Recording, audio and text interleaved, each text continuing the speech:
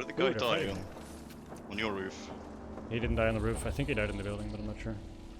Right here in front of me. Alright, I'll just let you. One down, one Mirage, or just use his ulti. On my way. 1 hour away. Yeet.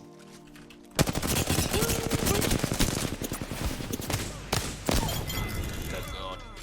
Can you not kill them all until we get there? I didn't have kills, okay, let me... Oh, more people. Yeah, that's the other team they were fighting. Why are they ulting in here? Because they're stupid. Well, they must be. Broken armor, one shot. Oh, that's a grab. They're all low, they're all low.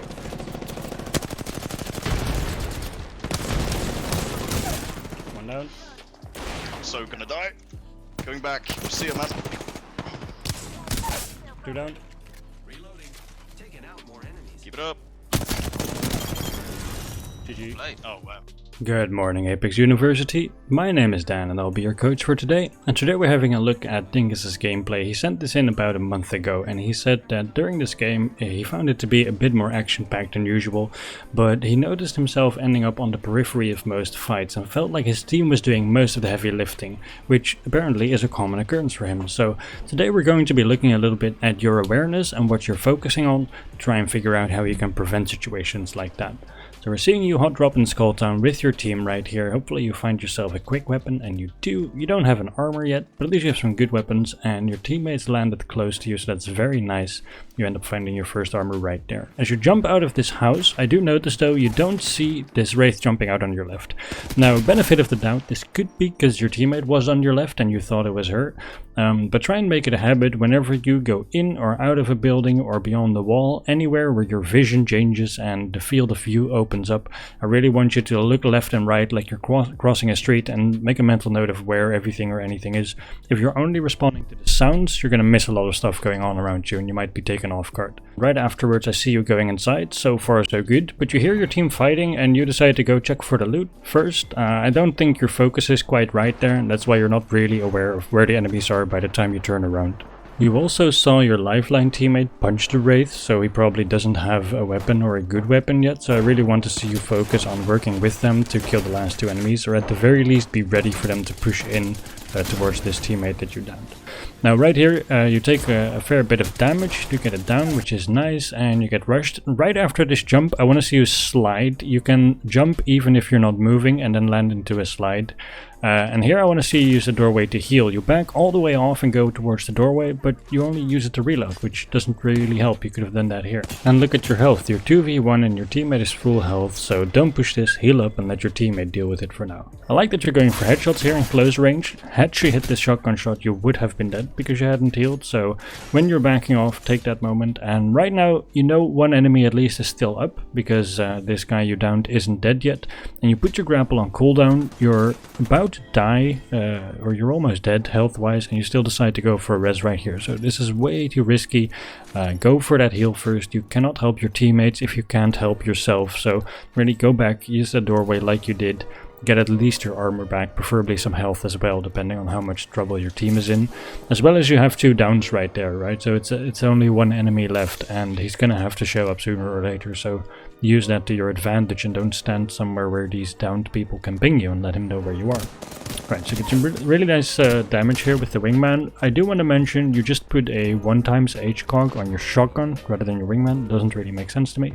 It's personal preference in the end, but it seems to be more sensical on a more accurate longer range weapon as the wingman is. And then after you downed the first guy, you decided to go and loot the body next to you for a bit, but given that he wasn't instantly dead, that means he still has teammates alive. He has a line of sight on you to ping you, and you just decide to go loot out in the open anyway. I would say that's not a great idea. And then we see a similar issue of just not being ready for potential enemies right here. So your teammate ends up dropping a heal drone and you look at it and you notice that you're missing your armor because the one you picked up was armor swapped. But instead of deciding to go inside where you're safe and closing the doorways to heal, you decide to stand next to the bot even though you don't need it. So Now, not only is your teammate standing still out in the open because the healbot location wasn't great, but you're also standing next to him still out in the open, so you're just making yourself more of an easy target, and if they get attacked you're also not there to help because you'd have to quickly run for cover. And that's exactly what we see happening here. You run inside and you again don't close the doors, so you don't have visibility and you don't have anything to block potential enemies, as well as the location where you are if your team got pushed would be their way out, so it's not an ideal place to just stand in a corner and wait to see what happens. Luckily they take care of it and that enemy goes down as well. Alright, moving on from this fight, you make your way towards Thunder, where I believe you spot an enemy, or at least you ping one, but your team ends up getting shot from behind. And this is not weird that you weren't aware that there were still enemies there, because you really weren't paying attention to where anybody was that you weren't directly in a fight with, even if they still had teammates alive. I like that you're pushing in with your teammate here, but I want to look at this right here. Whenever you're grappling up like this, I would like for you to make a mouse movement just like this while pressing, in this case, A, because you're trying to move away from the wall that you want to hook over, and by doing this you'll go in a swinging motion, you'll go much faster, farther, and not in a straight line, making you far harder to hit. In order to practice this, what I would like for you to do is just go into a random game as Pathfinder, do your initial looting, but rather than then moving on to the rest of the game, just go to your nearest wall, wait for your grapple to be off of cooldown and practice it a couple times. Once the zone comes in, run towards the new zone, and every wall or obstacle that you come across on your way to the new zone, just practice flinging yourself with the grapple, because fluid movement is an essential part of the skill set you need to play Pathfinder effectively. And then looking at the rest of the fight here, your movement is mainly backwards, not sideways, so you're not actually making yourself harder to hit, and that's why you fall. After you fell, I don't see a point in going back up here, because all you're doing is decreasing your cover, and this is a terrible spot to start a shield cell, so luckily that grenade forced you to change your position, because otherwise it would have been really easy to headshot you. I like that you drop down before you grapple up here, it makes you impossible to see, and you hold this corner until he's dead, rather than jumping down right after him, which is all very good. But now, let's have a look at how much time you're spending zoomed in on this downed guy and not being able to see or notice anything else around you. This is the exact moment where you get a knock, and it's not a kill, so you know there's still enemies that your team is fighting, and I'm just going to have a timer on screen to give you an idea of how long you're not paying attention to your teammate, the fight, or any of your surroundings.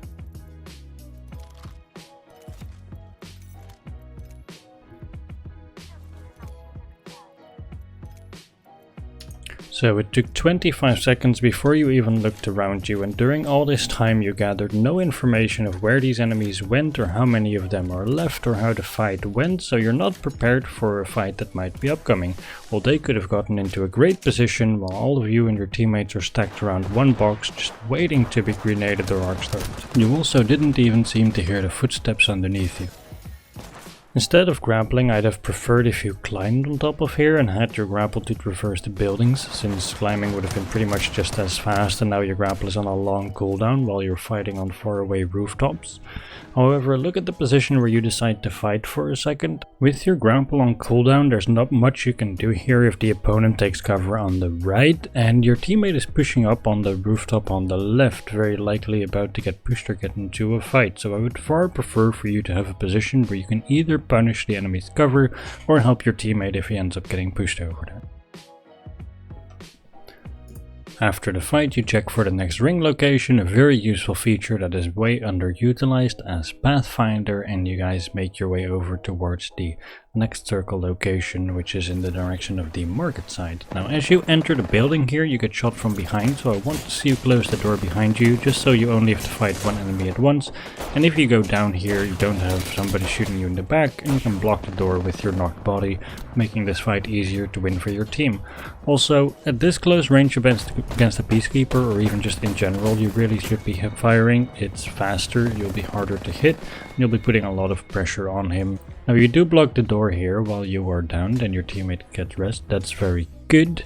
As soon as you get rest here, I want to see you go upstairs, because your teammates are also here and you're making yourself very vulnerable. Instead, the first thing you do without even looking around is loot, and you get punished for it, rightfully so. I can't understand in this scenario why your first instinct would be to loot, other than maybe to grab an armor, but even then, you really aren't aware of your surroundings, and make it a habit before you do anything, before you heal, before you push, or before you loot, ask yourself if it's safe. Another small tip right here is that whenever you're knocked down, if you're not in a place where you can get thirsted, save your knockdown shield. It can be broken while you are safe, because they can still hit it over the cover. But if you save it, you can use it to block grenades or block teammates, which is nice, or prevent a thirst later on. And right here I still want to see you go upstairs to heal, because this fight has lasted for a long time, so it's likely for more people to show up, as they do. And it's nice that you and your teammates aren't all predictably downstairs while the doors are blown out, standing still and looting. It would be better off if you're a bit more split up and ready for an attack. Also, look at your inventory. Like, the last 10 minutes that you've spent looting, you really didn't need anything. That is not to say that it's bad per se, but you really need to stop making it an instinct to instantly loot everything, because you're not gaining anything from it, you're just taking unnecessary risks. Now, coming up on the last fight here, look at what happens when you spot this enemy. He catches you off guard and deals 100 damage, and your first instinct is not to get to cover or get away for your team to show up.